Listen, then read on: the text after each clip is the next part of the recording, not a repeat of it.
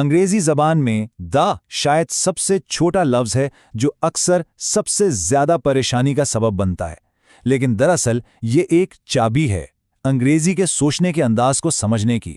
تو چلیے آج اس کوڈ کو مل کر ڈی کوڈ کرتے ہیں۔ اگر آپ کو بھی ایسا لگتا ہے تو آپ بالکل اکیلے نہیں ہیں۔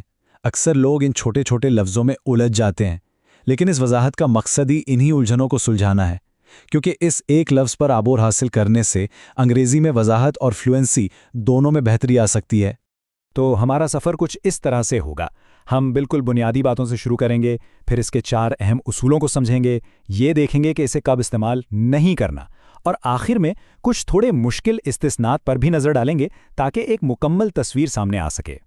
اچھا، اصولوں میں گہرائی سے جانے سے پہلے سب سے پہلا اور سب سے اہم قدم اس لفظ کو صحیح طریقے سے بولنا سیکھنا ہے، کیونکہ صحیح تلفظ ہی صحیح استعمال کی بنیاد ہے۔ تو دا آخر ہے کیا چیز؟ یہ ایک ڈیفینٹ آرٹیکل ہے۔ اس کا سیدھا سا کام سننے والے کو یہ بتانا ہے کہ ہم کسی عام چیز کی نہیں بلکہ ایک خاص مقرر چیز کی بات کر رہے ہیں، ایسی چیز جس کے بارے میں ہم دونوں جانتے ہیں۔ یہ گویا بولنے والے اور سننے والے کے درمیان ایک خفیہ اشارہ ہے۔ اب یہاں ایک بہت ہی دلچسپ بات ہے جو اکثر لوگ نظر انداز کر دیتے ہیں۔ دا کو بولنے کے 2 الگ طریقے ہیں، اور اصول اس بات پر نہیں ہے کہ اگلا حرف کیا ہے، بلکہ اس بات پر ہے کہ اگلے لفظ کی آواز کیا ہے۔ یہ چھوٹا سا راز آپ کی انگریزی کو بہت نیچرل ساؤنڈ کروا سکتا ہے۔ جب اگلا لفظ کانسوننٹ آواز سے شروع ہو تو ہم ہلکی سی آواز والا دا استعمال کرتے ہیں، جیسے دا کار۔ اب یہاں دی یونٹ پر غور کریں۔ لفظ تو یو سے شروع ہو رہا ہے جو ایک واول ہے، لیکن اس کی شروعاتی آواز ی کی ہے جو کہ ایک کانسوننٹ ساؤنڈ ہے، اس لیے ہم کہتے ہیں دا یونٹ۔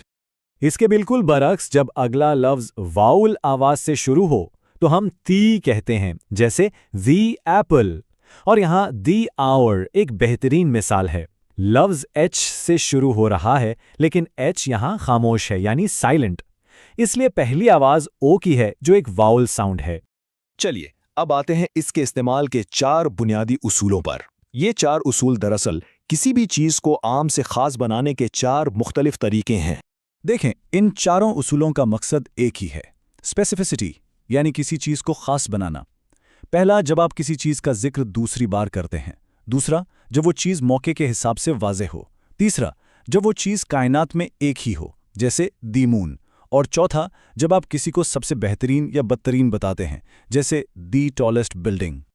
دا کب لگانا ہے یہ سیکھنے کے ساتھ ساتھ یہ جاننا بھی اتنا ہی ضروری ہے کہ اسے کب نہیں لگانا۔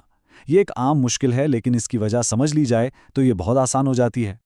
تو بنیادی اصول یہ ہے، جب ہم کسی خاص چیز یا چیزوں کے گروپ کی بات نہیں کر رہے بلکہ ایک پورے کانسیپٹ یا عام خیال کی بات کر رہے ہیں جنرل میں، تو ہم آرٹیکل استعمال نہیں کرتے۔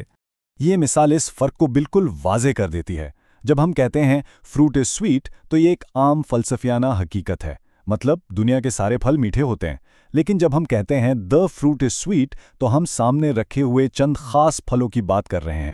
چلیے اب ہم کچھ ایسی جگہوں پر آتے ہیں جہاں اصول تھوڑے سے پیچیدہ ہو جاتے ہیں، خاص طور پر لوگوں اور جگہوں کے ناموں کے ساتھ، لیکن فکر نہ کریں، ان کے پیچھے بھی ایک منطق ہے، ایک لاجک ہے۔